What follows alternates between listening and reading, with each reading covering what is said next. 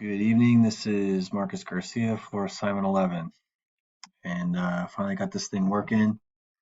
My test bench is not as elegant as I know it could be, but time being what it is, I got other things I got to work on. But I do believe it's sufficient in in our kind of way that it does everything. The Busmaster is going to have its state machines for all three of the macros. The way it's going to work is there's going to be a transmitted signal based off of the two most significant bits of that transmitted signal that the UART master receives. The decision is going to be made on which macro is ran. So there's three macros, so it'll be either 00, 01, or 10. It's a good setup if you want to add a fourth one. I could just copy paste a fourth one in there if I wanted to run off a 1-1. The coefficient files, it's the same one that you had. So we're going to do A, B, C, D, and then actually no, it's well anyway. So those three are chosen. Then the next thing it's going to do is each one, whichever one is decided, that's how they're mux. Whichever one is decided on is going to load the block RAM value from one of three locations. Each one's going to pull a different one.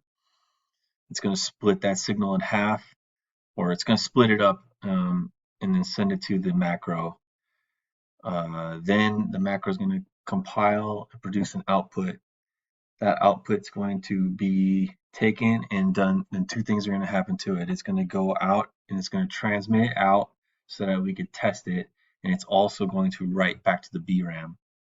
After it transmits out, the finite state machine will then load the other address where it was written to into the read address, then read it back, then transmit that out so that we can test that.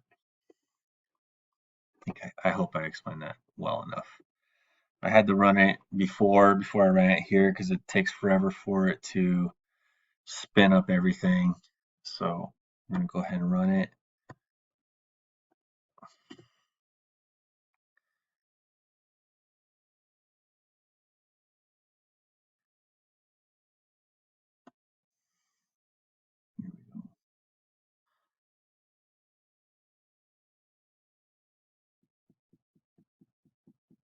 The timing on these macros was difficult. They all use different they all require a different number of clocks. It was such a pain to get that figured out. So basically what I did for my testing process was, starting with the byte at 0, I used your package to write and read characters, and then I wrote the rest of it to just try to simplify.